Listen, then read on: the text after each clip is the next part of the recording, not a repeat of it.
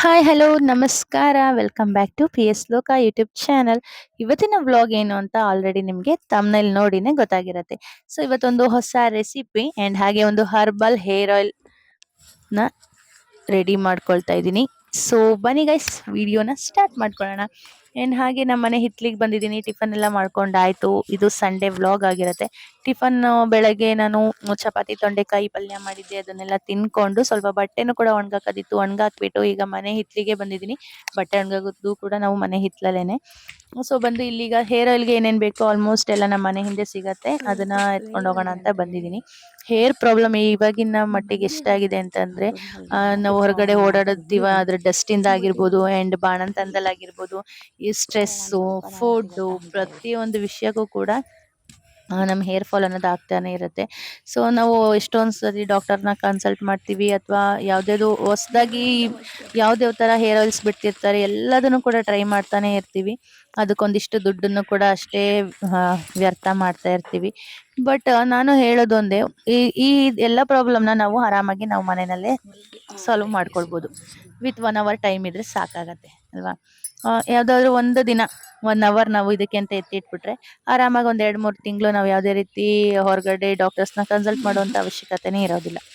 So ಯಾಕಂತಂದ್ರೆ ಹೊರಗಡೆ ಸಾಕಷ್ಟು ರೀತಿಯ ಬ್ರ್ಯಾಂಡೆಡ್ ಹೇರ್ ಆಯಿಲ್ಗಳು, ಈಗ ಬಟ್ಟೆಲಿ ಹೆಂಗೆ ಬ್ರ್ಯಾಂಡ್ಸ್ ಬಂದಿದೆಯೋ ಹಾಗೆ ಹೇರ್ ಆಯಿಲ್ ಅಲ್ಲೂ ಕೂಡ, ಹೇರ್ ಶಾಂಪೂಸ್ ನಲ್ಲಿ, ಕಂಡೀಷನರ್ ಅಲ್ಲಿ ಎಲ್ಲದರಲ್ಲೂ ಕೂಡ ಒಂದೊಂದು ಬ್ರ್ಯಾಂಡ್, ಅದರಲ್ಲೂ ಒಂದೊಂದು ರೀತಿ ಪ್ರೈಸಸ್ ಇರುತ್ತೆ. ಸೊ ಒಂದ್ಸತಿ ಏನೋ ಜೋಶಲ್ಲಿ ತಗೊಳ್ತೀವಿ, ಕಂಟ್ರೋಲ್ ಆದ್ರೆ ಸಾಕಪ್ಪ ಅಂತ. ಆದ್ರೆ ಪ್ರತಿ ಸತಿನೂ ನಾವು ಅದಕ್ಕೆ ಅಂತ ದುಡ್ಡು ಖರ್ಚು ಮಾಡೋಕ್ಕಾಗತ್ತಾ?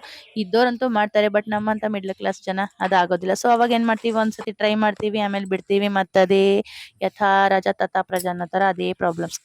ದಯವಿಟ್ಟು ಹೊರಗಡೆ ಎಲ್ಲ ಸುಮ್ಮನೆ ಬ್ರ್ಯಾಂಡೆಡ್ಸ್ಗಳಿಗೆ ಅಂದರೆ ಶಾಂಪೂ, ಕಂಡೀಷ್ನರು, ಸಿರಮ್ ಇವೆಲ್ಲದಕ್ಕೂ ಹಣ ವ್ಯರ್ಥ ಮಾಡೋದು ಬಿಟ್ಟು, ಸೊ ಈಗ ನೋಡಿ ಆನಿಯನ್ ಶಾಂಪೂ, ರೋಸ್ಮೆರಿ ಆಯಿಲು, ಇದೇ ರೀತಿ ಅದೇನು ಎಲ್ಲ ನಮ್ಮ ನೈಸರ್ಗಿಕವಾಗಿ ನಮ್ಮ ಮನೇಲಿ ಸಿಗುವಂಥ ವಸ್ತುಗಳು ಅಲ್ವಾ, ಅದನ್ನೇ ರೆಡಿ ಮಾಡ್ಕೊಂಡು ಶಾಂಪೂಗಳನ್ನ ಮಾಡ್ಕೊಂಡಿರ್ತಾರೆ, ಹೇರ್ ಆಯಿಲ್ನ ಮಾಡ್ತಾರೆ. ಅದ್ರ ಬದಲು ನಾವೇ ಒಂದಿನ 1 ಅವರ್ ಟೈಮ್ ಕೊಟ್ಟು ತುಂಬ ಪ್ರೀತಿಯಿಂದ ಮಾಡ್ಕೊಳ್ರೆ ಎಷ್ಟು ಚೆನ್ನಾಗಿರುತ್ತಲ್ವಾ. ಸೊ ಹಾಗಾಗಿ ನಮಗೆ ಕಡಿಮೆ ಖರ್ಚಿನಲ್ಲಿ ತುಂಬ ಒಳ್ಳೆ ರಿಸಲ್ಟ್ ಕೊಡೋ ಅಂತ ಮನೆಯಲ್ಲೇ ನಾವು ಮಾಡ್ಕೊಳ್ಬಹುದಾದಂಥ ಒಂದು ಹೇರ್ ಆಯಿಲ್ ರೆಮಿಡಿನ ನಾನು ನಿಮಗೆ ಈ ವಿಡಿಯೋದಲ್ಲಿ ತೋರಿಸ್ತಾ ಇದ್ದೀನಿ. ಬನ್ನಿ ಯಾವ ರೀತಿ ರೆಡಿ ಮಾಡ್ಕೊಳ್ಳೋದು ಅಂತ ನೋಡೋಣ. ಇನ್ನು ಹೇರ್ ಆಯಿಲ್ ಮಾಡ್ಕೊಳ್ಳೋದಕ್ಕೆ ಒಂದು 2 ವೀಳ್ಯದೆಲೆ ತಗೊಂಡಿದ್ದೀನಿ. ಸೊ ನೆಕ್ಸ್ಟು ದುಂಡು ಹೂವು ತಗೊಂಡಿದ್ದೀನಿ ಫ್ರಾಗ್ರೆನ್ಸ್ಗೆ, ದಾಸವಾಳ ಹೂವು, ಲಾವಂಚದ ಬೇರು, ಆಲೋವೆರಾ, ಒಂದು ಅರ್ಧ ಭಾಗ ನಿಂಬೆಹಣ್ಣು, ಒಂದು ಈರುಳ್ಳಿ ಆ್ಯಂಡ್ ಒಣಗಿರೋ ಅಂಥ ಬೆಟ್ಟದ ನೆಲ್ಲಿಕಾಯಿ ತಗೊಂಡಿದ್ದೀನಿ. ಹಸಿದು ಸಿಕ್ಕರೆ ಹಸಿದೇ ಹಾಕ್ಕೊಳ್ಬೇಕು. ಗರ್ಕೆ ಮತ್ತು ರೋಸ್ಮೆರಿ ಲೀಫು, ಅದು ಅಷ್ಟೇ ಡ್ರೈ ಇತ್ತು, ಅದನ್ನೇ ತರಿಸ್ಕೊಂಡಿದ್ದೀನಿ. ಇನ್ನು ಕರಿಬೇವು ಮತ್ತು ದಾಸವಾಳದ ಎಲೆ, ಲವಂಗ ಮತ್ತು ಸಾಸಿವೆ, ಮೆಂತೆ, ಕುಂಬಳಕಾಯಿ ಸೀಡ್ಸು ಮತ್ತು ಅಗಸೆ ಬೀಜ. ಹಾಗೆ ನೆಕ್ಸ್ಟ್ ಇದಕ್ಕೆ ನಾನು ಒಂದು ಕಾಲು ಇಷ್ಟರಷ್ಟು ಶುದ್ಧ ಕೊಬ್ಬರಿ ಎಣ್ಣೆ ತಗೊಂಡಿದ್ದೀನಿ. ಇದು ಗಾಣದಲ್ಲಿ ತಗೊಂಬಂದಿರೋವಂಥದ್ದು, ನಮ್ಮೂರಿನಲ್ಲೇ ಇದೆ, ಗಾಣದಲ್ಲಿ ತರಿಸ್ಕೊಂಡಿದ್ದೀನಿ.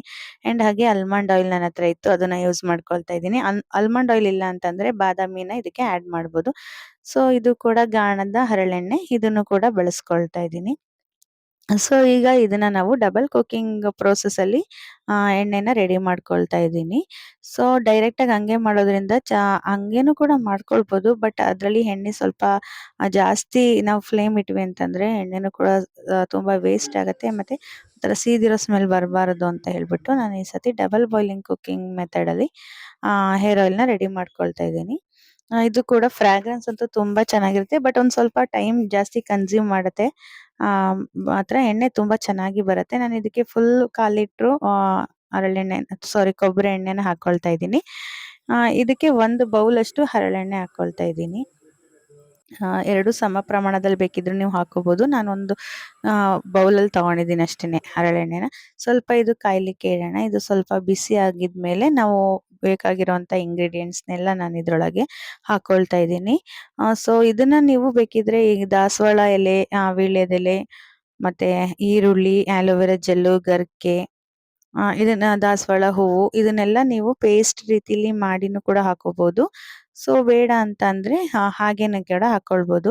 ಆ್ಯಂಡ್ ಹಾಗೆ ಇನ್ನೊಂದು ಮರ್ತಿದ್ದೆ, ಬೇವಿನ ಎಲೆನೂ ತೊಗೊಂಡಿದ್ದೀನಿ. ಬೇವಿನ ಸೊಪ್ಪು ಹಾಕೋದ್ರಿಂದ ಸ್ವಲ್ಪ ಅಲರ್ಜೀಸ್ ಕಡಿಮೆ ಆಗತ್ತೆ, ಮತ್ತು ಡ್ಯಾಂಡ್ರಫ್ಗೂ ಕೂಡ ಕಮ್ಮಿ ಆಗತ್ತೆ ಅಂತ ಹೇಳ್ಬಿಟ್ಟು.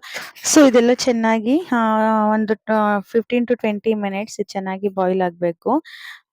ಮತ್ತು ಇನ್ನೇನಪ್ಪ ಅಂತಂದರೆ ಮೆಂತೆಕಾಳು, ಸಾಸಿವೆ, ಲವಂಗ, ಅಗಸೆ ಬೀಜ, ಇದಿಷ್ಟು ಮತ್ತೆ ಕುಂಬಳಕಾಯಿ ಬೀಜ ಇದಿಷ್ಟನ್ನು ತಗೊಂಡಿದ್ದೀನಲ್ಲ, ಇದನ್ನು ಬೇಕಿದ್ರೆ ನೀವು ಕೋರ್ಸ್ ಪೌಡರ್ ತರ ಮಾಡ್ಕೊಂಡು ಹಾಕೋಬಹುದು. ನಾನು ಪೌಡರ್ ಮಾಡೇ ಹಾಕೋಬೇಕಾಗಿತ್ತು ಅಂತ ನಂಗೆ ಲಾಸ್ಟ್ ಅಲ್ಲಿ ಅನಿಸ್ತು. ಸೊ ನಾನು ಹಂಗೆ ಹಾಕ್ಬಿಟ್ಟಿದ್ದೆ. ನೀವು ಬೇಕು ಅಂತಂದ್ರೆ ಕೋರ್ಸ್ ಪೌಡರ್ ಮಾಡ್ಕೊಂಡು ಕೂಡ ಹಾಕ್ಬೋದು. ಇನ್ನ ಪೌಡರ್ ಮಾಡ್ಕೊಂಡ್ರೆ ಏನ್ ಗೊತ್ತಾ, ಈ ಎಣ್ಣೆನ ಫಿಲ್ಟರ್ ಮಾಡ್ತೀವಲ್ಲ, ಅದ್ರಲ್ಲಿ ಎಲ್ಲ ಪೌಡರ್ ಎಲ್ಲ ಹಾಗೆ ಕೆಳಗಡೆ ನಿಂತಿರುತ್ತೆ ಅಂತ ಹೇಳ್ಬಿಟ್ಟು ನಾನು ಡೈರೆಕ್ಟ್ ಆಗಿ ಕಾಳುಗಳನ್ನೆಲ್ಲ ಹಂಗೆ ಹಾಕ್ದೆ. ಸೊ ಇದೊಂದು 15 ಮಿನಿಟ್ಸ್ ಎಲ್ಲ ಬಾಯ್ಲ್ ಆದ ನಂತರ ಇದನ್ನ ಆಡ್ ಮಾಡ್ಕೊಳ್ತಾ ಇದ್ದೀನಿ. ಇದು ಪೌಡರ್ ಮಾಡ್ಕೊಂಡ್ರೆ, ನೀವು ಪೌಡರ್ ಮಾಡ್ಕೊಂಡು ಲಾಸ್ಟ್ ಅಲ್ಲಿ ಒಂದು 20 ಸಾರಿ ಒಂದು 5 ಟು 10 ಮಿನಿಟ್ಸ್ ಬಾಯ್ಲ್ ಮಾಡಿದ್ರೆ ಸಾಕಾಗತ್ತೆ. ಸೊ ಈ ರೀತಿ ಬಾಯ್ಲ್ ಮಾಡ್ಕೊಳ್ಳೋದ್ರಿಂದ ಒಳ್ಳೆ ಘಮ ಬರ್ತಾ ಇರತ್ತೆ, ಮತ್ತೆ ಎಣ್ಣೆನೂ ಕೂಡ ಸೀದೋಗಲ್ಲ. ಅಷ್ಟು ಚೆನ್ನಾಗಿ ಇದು ಆಯಿಲ್ ರೆಡಿ ಆಗತ್ತೆ. ಅಂಡ್ ಅದು ಅದೆಲ್ಲ ಆಯಿಲ್ ರೆಡಿ ಆದ್ಮೇಲೆ ನಮಗೆ ಕಲರ್ ಚೇಂಜ್ ಆಗೋದು ಗೊತ್ತಾಗುತ್ತೆ. ಸೊಪ್ಪಿಂದಾಗಿರ್ಬೋದು, ಲೆಮನ್ನು ಮತ್ತೆ ಈರುಳ್ಳಿ ಅಂತೂ ಎಲ್ಲ ಚೆನ್ನಾಗಿ ಬೆಂದಾದ್ಮೇಲೆ ಈರುಳ್ಳಿನೂ ಕೂಡ ಒಂದಾದ್ಮೇಲೆ ಒಂದು ಬಿಟ್ಕೊಳ್ಳುತ್ತೆ. ಸೊ ಅಬೌಟ್ ನಾನು 45 ಮಿನಿಟ್ಸ್ ಇದನ್ನ ಬಾಯ್ಲ್ ಮಾಡ್ಕೊಂಡಿದ್ದೀನಿ. ಸೊ ಈ ರೀತಿ ರೆಡಿ ಆಗಿದೆ. ಇದನ್ನ ನಾನು ಒಂದು 2-3 ಅವರ್ಸ್ ರೆಸ್ಟ್ ಅಲ್ಲಿ ಬಿಡ್ತೀನಿ. ಇಲ್ಲ ಅಂತಂದ್ರೆ ನೀವು ಓವರ್ ನೈಟ್ ಕೂಡ ಬಿಡ್ಕೊಳ್ಬಹುದು. ಸೊ ಏರ್ ಆಯಿಲ್ ಪ್ರಿಪೇರ್ ಮಾಡಾದ್ಮೇಲೆ ಇನ್ನ ಮಧ್ಯಾಹ್ನ ಊಟಕ್ಕೆ ಅಂತ ಹೇಳ್ಬಿಟ್ಟು ಕೈಮಾ ಮತ್ತೆ ಮಟನ್ ತಗೊಂಡ್ಬಂದಿದ್ರು. ಮಟನ್ ಗ್ರೇವಿ ಮಾಡಿಟ್ಟಿದ್ದೀನಿ. ಸೊ ಇವತ್ತು ಕೈಮಾದಿಂದನೂ ಮತ್ತೆ ಸಾಂಬಾರ್ ಮಾಡೋದು ಏನಕ್ಕೆ ಅಂತ ಹೇಳಿ ಇವತ್ತು ಕೈಮಾ ಬಿರಿಯಾನಿ ಮಾಡೋಣ ಅಂತ ಟ್ರೈ ಮಾಡ್ತಾ ಇದ್ದೀನಿ. ಸೊ ಫಸ್ಟ್ ಕೈಮಾನ ಚೆನ್ನಾಗೆಲ್ಲ ವಾಶ್ ಮಾಡಿ ಇಟ್ಕೊಂಡು ಅದಕ್ಕೆ ಉಪ್ಪು, ಖಾರದ ಪುಡಿ, ಧನಿಯದ ಪುಡಿ ಮತ್ತೆ ಗರಂ ಮಸಾಲ, ಅರಿಶಿನ ಇದಿಷ್ಟನ್ನ ಹಾಕೊಂಡು ಫಸ್ಟ್ ಚೆನ್ನಾಗಿ ಮಿಕ್ಸ್ ಮಾಡ್ಕೊಳ್ತೀನಿ. ಅಂಡ್ ಹಾಗೆ ಇದ್ರ ಜೊತೆ ಶುಂಠಿ ಬೆಳ್ಳುಳ್ಳಿ ಪೇಸ್ಟು ಮತ್ತೆ ಹುರ್ಗಡ್ಲೆ ಪೌಡರ್ ಇದನ್ನು ಕೂಡ ಹಾಕೊಂಡು ಚೆನ್ನಾಗಿ ಮಿಕ್ಸ್ ಮಾಡ್ಕೊಳ್ತೀನಿ. ನೀವು ಬೇಕು ಅಂತಂದ್ರೆ ಒಂದು ಮೊಟ್ಟೆನೂ ಕೂಡ ಆಡ್ ಮಾಡ್ಬೋದು. ನನ್ಗೆ ಇದು ಹುರ್ಗಡ್ಲೆ ಪೌಡರ್ ಸಾಕಾಯ್ತು. ಅದನ್ನೇ ಇದರಲ್ಲಿ ಹಾಕ್ಬಿಟ್ಟು ಚೆನ್ನಾಗಿ ಮಿಕ್ಸ್ ಮಾಡ್ಕೊಳ್ತೀನಿ. ಇದಕ್ಕೆ ಬೇಕಿದ್ರೆ ನೀವು ಕಾರ್ನ್ ಫ್ಲೋರ್ ಅಥವಾ ಮೊಟ್ಟೆನೂ ಕೂಡ ಹಾಕ್ಬೋದು, ಸ್ವಲ್ಪ ಬೈಂಡಿಂಗಿಗೆ ಅಂತ ಹೇಳ್ಬಿಟ್ಟು ಅಷ್ಟೇನೆ. ಇದನ್ನ ಚೆನ್ನಾಗಿ ಮಿಕ್ಸ್ ಮಾಡ್ಕೊಳ್ಬೋದು. ಮಿಕ್ಸ್ ಮಾಡ್ಕೊಂಡ್ಬಿಟ್ಟು ಆಮೇಲೆ ಇದನ್ನ ಮಿಕ್ಸಿಗೆ ಹಾಕೊಂಡು ಒಂದು 2 ಮಿನಿಟ್ಸ್ ಇದನ್ನ ಗ್ರೈಂಡ್ ಮಾಡ್ಕೊಂಡ್ರೆ ನಮಗೆ ಉಂಡೆ ಕಟ್ಟೋದಕ್ಕೆ ಕರೆಕ್ಟ್ ಆಗಿ ಆಗುತ್ತೆ. ಸೊ ನಂಗೆ ಸ್ವಲ್ಪ ಕಡಲೆ ಪೌಡರ್ ಇನ್ನು ಬೇಕು ಅನಿಸ್ತು, ಹಾಗಾಗಿ ಇನ್ನೊಂದು ಸ್ವಲ್ಪ ಹಾಕೊಂಡು ಚೆನ್ನಾಗಿ ಇದನ್ನ ಮಿಕ್ಸ್ ಮಾಡ್ತಾ ಇದ್ದೀನಿ, ಉಪ್ಪು ಖಾರ ಎಲ್ಲ ಚೆನ್ನಾಗಿ ಹಿಡಿಲಿ ಅಂತ. ಆಮೇಲೆ ಜಾರ್ಗೆ ಹಾಕೊಂಡು ಒಂದು 2 ಮಿನಿಟ್ಸ್ ಇದನ್ನ ಗ್ರೈಂಡ್ ಮಾಡ್ಕೊಂಡಾದ ನಂತರ ಇದೊಂದು ಉಂಡೆ ಕಟ್ಟುವಂತ ಕನ್ಸಿಸ್ಟೆನ್ಸಿಗೆ ಬರುತ್ತೆ. ಸಾಕು. ಇದಕ್ಕೆ ಮೊಟ್ಟೆ ಮತ್ತೆ ಹಾಕುವಂತ ಅವಶ್ಯಕತೆ ಏನಿರಲ್ಲ. ಚೆನ್ನಾಗಿ ಉಂಡೆ ಕಟ್ಟಿರೋದು ಇರುತ್ತೆ. ಮತ್ತೆ ಉಂಡೆನೂ ಕೂಡ ಒಡೆಯೋದಿಲ್ಲ. ನಾವು ಸಾಂಬಾರು ಗ್ರೇವಿ ಮಾಡ್ಕೊಳ್ಳುವಾಗ್ಲೂ ಇಷ್ಟೇ ಮಾಡಿದ್ರೆ ಸಾಕಾಗತ್ತೆ. ಮೊಟ್ಟೆ ಕಾರ್ನ್‌ಫ್ಲೋರ್ ಏನು ಅವಶ್ಯಕತೆ ಇರೋದಿಲ್ಲ. ಸೊ ಇದನ್ನ ಎಲ್ಲ ಉಂಡೆ ಕಟ್ಟಿ ಇಟ್ಕೊಂಡಿದ್ದೀನಿ. ಈಗ ಬಿರಿಯಾನಿಗೆ ಹಾಕ್ತಿರೋದ್ರಿಂದ ಉಂಡೆ ಕಳ್ಸೋಗ್ಬಾರ್ದು, ಮತ್ತೆ ಸ್ವಲ್ಪ ಮೇಲ್ಗಡೆ ಕ್ರಿಸ್ಪಿನೆಸ್ ಹಾಗೆ ಇರ್ಲಿ ಅಂತ ಹೇಳ್ಬಿಟ್ಟು ಫಸ್ಟ್ ಒಂದು ಬಾಣಲಿಗೆ ಎಣ್ಣೆ ಒಂದು 2 ಸ್ಪೂನ್ಸ್ ಅಷ್ಟು ಎಣ್ಣೆ ಹಾಕೊಂಡಿದ್ದೀನಿ. ಎಣ್ಣೆ ಹಾಕೊಂಡು ಇದನ್ನ ಎಣ್ಣೆ ಬಾಣಲಿ ಸುತ್ತ ಹರಡ್ಕೊಂಡು ಈ ಕೈಮಾ ಉಂಡೆನ ಸ್ವಲ್ಪ ಮೇಲ್ಗಡೆ ಫ್ರೈ ಮಾಡ್ಕೊಳ್ತಾ ಇದ್ದೀನಿ. ಇದು ಆಲ್ಮೋಸ್ಟ್ ಇದರಲ್ಲೇ ಒಂದು 2 ಮಿನಿಟ್ಸ್ ಬೇಯಿಸಿದ್ವಿ ಅಂದ್ರೆ ಇದರಲ್ಲೇ ಎಲ್ಲ ಬೆಂದು ಹೋಗುತ್ತೆ. ಬಟ್ ನಾನು ಮೇಲ್ಗಡೆ ಸ್ವಲ್ಪ ಕ್ರಿಸ್ಪಿನೆಸ್ ಇರ್ಲಿ ಅನ್ನೋದಕ್ಕೋಸ್ಕರ ಮತ್ತೆ ಬಿರಿಯಾನಿಲಿ ಉಂಡೆ ಹೊಡಿಬಾರದು ಅಂತ ಹೇಳ್ಬಿಟ್ಟು ಒಂದ್ ಸ್ವಲ್ಪ ಫ್ರೈ ಮಾಡ್ಕೊಳ್ತಿದ್ದೀನಿ ಅಷ್ಟೇನೆ. ಇದು ಒಂದ್ ಸೈಡ್ ಚೆನ್ನಾಗಿ ಫ್ರೈ ಆಗಿದ ನಂತರ ಮತ್ತೆ ಟರ್ನ್ ಮಾಡಿ ನೆಕ್ಸ್ಟ್ ಇನ್ನೊಂದ್ ಸೈಡ್ ಇದನ್ನ ಫ್ರೈ ಮಾಡ್ಕೊಳ್ಬೇಕು. ಹಾಗೆ ಇದನ್ನ ಫ್ರೈ ಮಾಡ್ಕೊಳ್ವಾಗ ಸ್ವಲ್ಪ ಎಚ್ಚರ ವಹಿಸಿ ಫ್ರೈ ಮಾಡ್ಕೊಳ್ಬೇಕು ಅಷ್ಟೇನೆ. ಇದೊಂದು ಸ್ವಲ್ಪ ಕಷ್ಟ, ಅದನ್ನ ಬಿಟ್ರೆ ಇನ್ನ ಬಿರಿಯಾನಿ ಮಾಡೋದೇನು ಅಷ್ಟು ಕಷ್ಟ ಆಗಲ್ಲ. ನೀಟಾಗಿ ಫ್ರೈ ಆಗಿರುತ್ತೆ. ಅದನ್ನ ಮೇಲ್ಗಡೆ ನೀಟಾಗಿ ಫ್ರೈ ಆದ್ರೆ ಎಣ್ಣೆ ಅದಾಗೆ ಅದು ಬಿಟ್ಕೊಳ್ಳುತ್ತೆ. ಸೊ ಈಗ ಆಲ್ಮೋಸ್ಟ್ ಎಲ್ಲದನ್ನು ಫ್ರೈ ಮಾಡ್ಕೊಂಡು ಆಯ್ತು. ಈಗ ಒಂದು ಕುಕ್ಕರ್ಗೆ ಇಲ್ಲೂ ಅಷ್ಟೇ ಒಂದು 3 to 4 ಟೇಬಲ್ ಸ್ಪೂನ್ ಎಣ್ಣೆ ಹಾಕಿದ್ದೀನಿ ಅಷ್ಟೇ. ನಾನು ಜಾಸ್ತಿ ಎಣ್ಣೆನ ಹಾಕೋದಿಲ್ಲ. ಒಂದು ಬಿರಿಯಾನಿ ಎಲೆ, ಇನ್ನೇನು ಚಕ್ಕೆ, ಲವಂಗ, ಏಲಕ್ಕಿ, ಮರಾಠ ಮೊಗ್ಗು, ಚಕ್ರ ಮೊಗ್ಗು ಅಂಡ್ ಹಾಗೆ ಜಾಪತ್ರೆ, ಮೆಣಸು, ಸೋಂಪು ಇದಿಷ್ಟನ್ನ ಹಾಕೊಂಡಿದ್ದೀನಿ. In whole spices, biryani spices ಏನೇನಿರುತ್ತೋ ಅದೆಲ್ಲದನ್ನು ಕೂಡ ಹಾಕೊಂಡಿದ್ದೀನಿ. ಹಾಗೆ ಇದಕ್ಕೆ ಒಂದು 2 ಈರುಳ್ಳಿನ ಕಟ್ ಮಾಡಿ ತಗೊಂಡಿದ್ದೀನಿ. ಇದನ್ನು ಕೂಡ ಸ್ವಲ್ಪ ಉಪ್ಪು ಹಾಕ್ಬಿಟ್ಟು ಚೆನ್ನಾಗಿ ಬೆಂದಾದ್ಮೇಲೆ ಇದು ಕಲರ್ ಚೇಂಜ್ ಆಗೋವರೆಗೂ ಫ್ರೈ ಮಾಡ್ಕೊಳ್ಳಿ. ಆ್ಯಂಡ್ ಇದಾಗುತ್ತಾ ಇದ್ದಂಗೆ ನಾವು ಹಸಿಮೆಣಸಿನ್ಕಾಯಿ ಮತ್ತು ಟೊಮೊಟೊನ ಹಾಕಿ ಚೆನ್ನಾಗಿ ಫ್ರೈ ಮಾಡ್ಕೊಳ್ತೀನಿ. ಸೊ ನನಗೆ ಇದು ಐಡಿಯಾ ಹೆಂಗೆ ಬಂತು ಅಂತಂದರೆ, ಯಾವಾಗಲೂ ನಾವು ಒಂದೇ ಥರ ಬಿರಿಯಾನಿ, ಮಟನ್ ಬಿರಿಯಾನಿ, ಚಿಕನ್ ಬಿರಿಯಾನಿ ಎಲ್ಲ ಮಾಡ್ತಾನೆ ಇರ್ತೀವಿ. ಇನ್ನು ಕೈಮಾ ತಂದರೆ ಕೈಮಾ ಗ್ರೇವಿ ಮತ್ತು ಸಾಂಬಾರು ಇದೆಲ್ಲ ಮಾಡ್ತಾನೆ ಇರ್ತೀವಲ್ಲ. ಒಮ್ಮೆ ಬಿರಿಯಾನಿನೂ ಕೂಡ ಟ್ರೈ ಮಾಡೋಣ ಅಂತ ಹೇಳ್ಬಿಟ್ಟು ಟ್ರೈ ಮಾಡಿದ ರೆಸಿಪಿ ಇದು.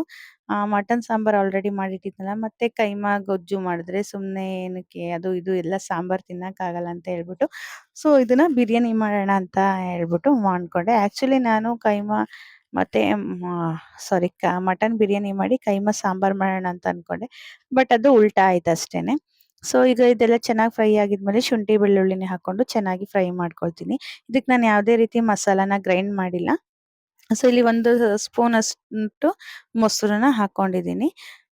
ಸೊ ಮೊಸರು ಟೊಮೊಟೊ ಎರಡನ್ನೂ ಹಾಕೊಂಡಿರೋದ್ರಿಂದ ಹುಳಿ ಅಂಶ ಸ್ವಲ್ಪ ಬ್ಯಾಲೆನ್ಸ್ ಆಗುತ್ತೆ. ಇದಕ್ಕೆ ಒಂದು ಸ್ವಲ್ಪ ಅರಿಶಿನದ ಪುಡಿ, ಮತ್ತೆ ಗರಂ ಮಸಾಲ, ಹಾಗೆ ಖಾರದ ಪುಡಿ, ನಿಮಗೆ ಖಾರಕ್ಕೆ ಎಷ್ಟು ಬೇಕೋ ಅಷ್ಟು ಖಾರದ ಪುಡಿ ಹಾಕಿದ್ದೀನಿ. ಹಾಕೊಳ್ಬೋದು. ಸೊ ನಾನಿಲ್ಲಿ ಹಸಿಮೆಣಸಿನ್ಕಾಯಿ, ಲವಂಗ ಮೆಣಸು ಅಂತಾರಲ್ವಾ, ಅದು ಮೆಣಸಿನ್ಕಾಯಿ, ಹಾಗಾಗಿ ತುಂಬಾ ಖಾರ ಇದೆ ಅಂತ ಹೇಳ್ಬಿಟ್ಟು ಖಾರದ ಪುಡಿನ ಒಂದು ಅರ್ಧ ಸ್ಪೂನ್ ಹಾಕೊಂಡಿದ್ದೀನಿ ಅಷ್ಟೇನೆ. ಸೊ ಇದಕ್ಕೆ 1:2 ಪ್ರಮಾಣದಲ್ಲಿ ನೀರನ್ನ ಹಾಕಿ ಉಪ್ಪು ಹಾಕ್ಬಿಟ್ಟು ಚೆನ್ನಾಗಿ ನೀರನ್ನ ಕುದಿಯೋಕೆ ಬಿಡ್ತಾ ಇದ್ದೀನಿ. ಅಂಡ್ ಸೇಮ್ ಇದಕ್ಕೆ ನಾವು ಚಿಕನ್ ಬಿರಿಯಾನಿ ಮಾಡೋ ಥರನೇ ಗ್ರೈಂಡ್ ಮಸಾಲ ಮಾಡಿನೂ ಕೂಡ ಹಾಕ್ಬೋದು. ಜಸ್ಟ್ ನಾನು ಕರೆಂಟ್ ಹೋಗಿತ್ತು ಅಂತ ಹೇಳ್ಬಿಟ್ಟು ಇನ್ನ ಮಧ್ಯಾಹ್ನ ಊಟಕ್ಕೆ ಬೇರೆ ಟೈಮ್ ಆಗಿದ್ರಿಂದ ಸೊ ಶುಂಠಿ ಬೆಳ್ಳುಳ್ಳಿ ಪೇಸ್ಟ್ ಮಾಡಿ ಇಟ್ಕೊಂಡಿದ್ದೆ. ಹಾಗಾಗಿ ಇದನ್ನ ಹಾಗೆ ಯಾವುದೇ ರೀತಿ ಮಸಾಲೆ ರುಬ್ದಲೆ ಬಿರಿಯಾನಿನ ಮಾಡ್ಕೊಂಡಿದ್ದೀನಿ. ಈಗ ಕೊತ್ತಂಬರಿ ಸೊಪ್ಪು, ಪುದೀನ, ಹಾಗೆ ಕಸೂರಿ ಮೇಥಿನೂ ಕೂಡ ಹಾಕೊಂಡೆ. ನೀರೆಲ್ಲ ಚೆನ್ನಾಗಿ ಕುದ್ದಾಗಿದ ನಂತರ ಅಕ್ಕಿ ತೊಳೆದಿಟ್ಕೊಂಡಿರೋ ಅಕ್ಕಿಯನ್ನ ಹಾಕಿ ಒಂದ್ಸರಿ ಚೆನ್ನಾಗಿ ಮಿಕ್ಸ್ ಮಾಡ್ಕೊಂಡಿದ್ದೀನಿ. ಸೊ ಈಗ ಒಂದ್ಸತಿ ಉಪ್ಪು ಖಾರ ಎಲ್ಲ ಚೆಕ್ ಮಾಡ್ಕೊಳ್ಳಿ ನೀವು. ಈ ಹಂತದಲ್ಲಿ ಉಪ್ಪು ಬೇಕು, ಉಪ್ಪು ಖಾರ ಏನಾದ್ರು ಕಮ್ಮಿ ಆಗಿದ್ರೆ ಹಾಕೊಂಡು ನೆಕ್ಸ್ಟ್ ಒಂದು ಸ್ಪೂನು ತುಪ್ಪನ ನಾನು ಹಾಕೊಂಡಿದ್ದೀನಿ. ಲಾಸ್ಟ್ ಅಲ್ಲಿ ಕೈಮಾ ಬಾಲ್ಸ್ನ ಹಾಕ್ತಾ ಇದ್ದೀನಿ. ಇದು ಹಾಕಿದ್ಮೇಲೆ ಮತ್ತೇನು ಮಿಕ್ಸ್ ಮಾಡಲ್ಲ ನಾನು. ಹಾಗಾಗಿ ಅದಕ್ಕೆ ಫಸ್ಟೇ ಮಿಕ್ಸ್ ಮಾಡಿ ಉಪ್ಪು ಖಾರ ಎಲ್ಲ ಚೆಕ್ ಮಾಡಿ ಇಟ್ಕೊಂಡಿದ್ದೆ. ಸೊ ಈಗ ಕೈಮಾ ಬಾಲ್ಸ್ನೆಲ್ಲ ಹಾಗೆ ಹಾಕ್ಬಿಟ್ಟು ಒಂದು 2 ವಿಷಲ್ಸ್ನ ಮಾಡಿಸ್ಕೊಳ್ತೀನಿ. ಸೊ ಒಂದು 2 ವಿಷಲ್ಸ್ ಆದ್ಮೇಲೆ ಬಿರಿಯಾನಿ ಅಂತೂ ಪರ್ಫೆಕ್ಟ್ ಆಗಿ ರೆಡಿ ಆಗಿರತ್ತೆ. ಸೊ ಈಗ ಒಂದು 2 ವಿಷಲ್ ಆಯ್ತು. ಈಗ ಬಿರಿಯಾನಿ ಹೇಗಾಗಿದೆ ಅಂತ ಹೇಳ್ಬಿಟ್ಟು ಓಪನ್ ಮಾಡಿ ನೋಡೋಣ. ಬಿರಿಯಾನಿ ಅಂತೂ ಸಖತ್ತಾಗಿತ್ತು. ಅರ್ಜೆಂಟಲ್ಲಿ ಬಿರಿಯಾನಿ ಮಾಡ್ಕೊಳ್ಬೇಕು ಅಂದ್ರೆ ಇದು ಬೆಸ್ಟ್ ವೇ. ಕರೆಂಟ್ ಇಲ್ಲದೆ ಇರುವಾಗ ಆ್ಯಂಡ್ ಹಾಗೆ ಮಸಾಲೆ ಎಲ್ಲ ರುಬ್ಬಿಕೊಂಡು ಮಾಡೋ ಅಷ್ಟು ಪೇಷನ್ಸ್ ಇಲ್ಲದೆ ಇರುವಾಗ ಆರಾಮಾಗಿ ಈ ರೀತಿನೂ ಕೂಡ ಬಿರಿಯಾನಿ ಮಾಡ್ಕೊಳ್ಬೋದು. ಟೇಸ್ಟ್ ಮಾತ್ರ ಇದು ಕೂಡ ತುಂಬ ಚೆನ್ನಾಗಿರುತ್ತೆ. ನಾನು ಸುಮಾರು ಟೈಮ್ ಇದೇ ರೀತಿನೇ ಬಿರಿಯಾನಿ ಟ್ರೈ ಮಾಡಿದ್ದೀನಿ. ಶುಂಠಿ ಬೆಳ್ಳುಳ್ಳಿ ಪೇಸ್ಟ್ ಒಂದಿದ್ರೆ ಸಾಕಾಗತ್ತೆ ಇದಕ್ಕೆ ಅಷ್ಟೇನೆ. ಸೊ ಇದನ್ನು ಕೂಡ ಕೈಮಾ ಬಾಲ್ಸ್ ಒಂದನ್ನು ಕೂಡ ಒಡೆದಿರಲಿಲ್ಲ. ಎಷ್ಟು ಚೆನ್ನಾಗಿ ಹಾಗೆ ನಾನು ಹೆಂಗೆ ಹಾಕಿದ್ನೋ ಹಾಗೆ ಇತ್ತು. ಸೊ ನೀಟಾಗಿ ಒಂದು ಕಡೆಯಿಂದ ಎಲ್ಲ ಮಿಕ್ಸ್ ಮಾಡಿಕೊಂಡು ಇನ್ನು ಊಟಕ್ಕೆ ಅಂತ ಕೂತ್ಕೊಂಡ್ವಿ. ಮಟನ್ ಸಾಂಬಾರು, ಕೈಮಾ ಬಿರಿಯಾನಿ ಆ್ಯಂಡ್ ಇದೇ ಫಸ್ಟ್ ಕೈಮಾ ಬಿರಿಯಾನಿ ಮಾಡಿದ್ದು. ಟೇಸ್ಟ್ ಮಾತ್ರ ತುಂಬ ಚೆನ್ನಾಗಿತ್ತು. ಕೈಮಾನು ಅಷ್ಟೇನೆ ನೀಟಾಗಿ ಪರ್ಫೆಕ್ಟಾಗಿ ಬೆಂದಿತ್ತು. ಮತ್ತು ಒಂದು ಉಂಡೆನೂ ಕೂಡ ಬಿರಿಯಾನಿಲಿ ಒಡೆದಿರಲಿಲ್ಲ. ಸೊ ಇದ್ರ ಜೊತೆ ಮಟನ್ ಗ್ರೇವಿನ ಕಲ್ಸ್ಕೊಂಡು ತಿಂತಾ ಇದ್ರೆ ಸಖತ್ ಅಂದರೆ ಸಖತ್ತಾಗಿತ್ತು. ಫಸ್ಟ್ ಟೈಮ್ ಈ ರೆಸಿಪಿನ ಟ್ರೈ ಮಾಡಿದ್ದಕ್ಕೂ ಮಾತ್ರ ಸ್ಯಾಟಿಸ್ಫ್ಯಾಕ್ಷನ್ ಆಯಿತು. ಇನ್ನು ಊಟ ಎಲ್ಲ ಮುಗಿಸ್ಕೊಂಡು ಎಣ್ಣೆ ಕಾಯಿಸಿದ್ನಲ್ಲ, ಇನ್ನು ಸಂಜೆ ಅದನ್ನು ತೆಗೆದು ನೋಡೋಕೆ ಬಂದೆ. ಆಲ್ಮೋಸ್ಟ್ ಚೆನ್ನಾಗಿ ಇದು ಎಣ್ಣೆಯಲ್ಲಿ ಬಾಯ್ಲ್ ಆಗಿರೋದ್ರಿಂದ ಅದರಲ್ಲಿರೋವಂಥ ನಾವು ಹಾಕಿರೋ ಇಂಗ್ರೀಡಿಯೆಂಟ್ಸ್ ಎಲ್ಲ ಆಲ್ಮೋಸ್ಟ್ ತಳದಲ್ಲಿ ಸೇರ್ಕೊಂಡಿರುತ್ತೆ, ಎಣ್ಣೆ ಮೇಲೆ ತೇಲ್ತಾ ಇರುತ್ತೆ.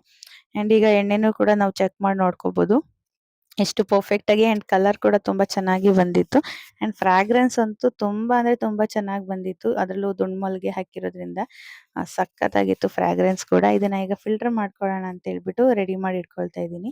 ನೋಡಿ ನಿಮಗೆ ಆ ಎಣ್ಣೆ ಈಗ ಚೆಕ್ ಮಾಡಿ ತೋರಿಸ್ತೀನಿ. ತುಂಬ ಚೆನ್ನಾಗಿ ಬಂದಿತ್ತು ಎಣ್ಣೆ. ನನಗಂತೂ ಸಿಕ್ಕಾಪಟ್ಟೆ ಖುಷಿ ಆಯಿತು. ಆ್ಯಂಡ್ ಈ ಡಬಲ್ ಬಾಯ್ಲಿಂಗ್ ಮೆಥಡಲ್ಲಿ ಸ್ವಲ್ಪ ಟೈಮ್ ಕನ್ಸ್ಯೂಮ್ ಮಾಡುತ್ತೆ ಅನ್ನೋದೊಂದು ಬಿಟ್ಟರೆ ಎಣ್ಣೆನೂ ಕೂಡ ವೇಸ್ಟ್ ಆಗಲ್ಲ. ಹಾಗೆ ಪರಿಮಳನೂ ಕೂಡ ತುಂಬ ಅಂದರೆ ತುಂಬ ಚೆನ್ನಾಗಿ ಬರುತ್ತೆ.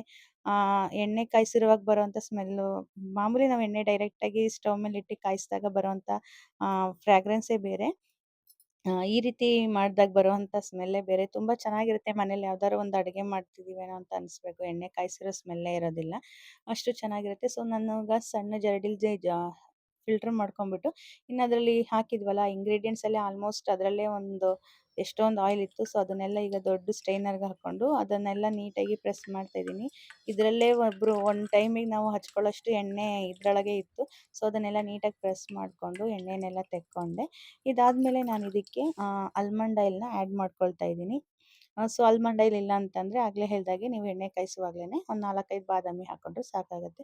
ಸೊ ನಾನಿಲ್ಲಿ 2 ಸ್ಪೂನಷ್ಟು ಬಾದಾಮಿನ ಹಾಕ್ಕೊಂಡಿದ್ದೀನಿ.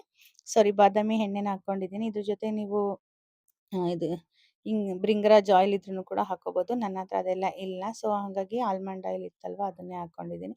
ಸೊ ಇದನ್ನು ಹಾಕ್ಕೊಂಡು ಆ್ಯಂಡ್ ಹಾಗೆ ಇದ್ರ ಜೊತೆಗೆ ನೀವು ವಿಟಮಿನ್ ಇ ಕ್ಯಾಪ್ಸೂಲ್ ಸಿಕ್ತು ಅಂದರೆ ಅದನ್ನು ಹಾಕ್ಕೋಬೋದು. ಸೊ ನಾನು ನೆಕ್ಸ್ಟ್ ಎಣ್ಣೆ ಹಚ್ಕೊಳ್ಳುವಾಗ ವಿಟಮಿನ್ ಇ ಕ್ಯಾಪ್ಸೂಲ್ನ ಹಾಕ್ಬಿಟ್ಟು ಹಚ್ಕೊಳ್ತೀನಿ. ಸೊ ನೋಡಿದ್ರಲ್ಲ ಫ್ರೆಂಡ್ಸ್, ನಮ್ಮ ಹರ್ಬಲ್ ಹೇರ್ ಆಯಿಲ್ ಯಾವ ರೀತಿ ರೆಡಿ ಆಗಿದೆ ಅಂತ ಹೇಳ್ಬಿಟ್ಟು. ಐ ಹೋಪ್ ನಿಮಗೆ ಖಂಡಿತವಾಗ್ಲೂ ಇವತ್ತಿನ ವ್ಲಾಗ್ ಇಷ್ಟ ಆಗಿದೆ ಅಂತ ಭಾವಿಸ್ತೀನಿ. ಈ ವ್ಲಾಗ್ ಇಷ್ಟ ಆಗಿದ್ರೆ ಲೈಕ್, ಶೇರ್ ಆ್ಯಂಡ್ ಕಮೆಂಟ್ ಮಾಡಿ. ಹಾಗೆ ನನ್ನ ಚಾನಲ್ನ ಯಾರೆಲ್ಲ ಹೊಸದಾಗಿ ನೋಡ್ತಾ ಇದ್ದೀರಾ ಸಬ್ಸ್ಕ್ರೈಬ್ ಮಾಡಿಕೊಂಡು ವಿಡಿಯೋಸ್ನ ನೋಡಿ. Thank you for watching. See you in the next vlog. Bye.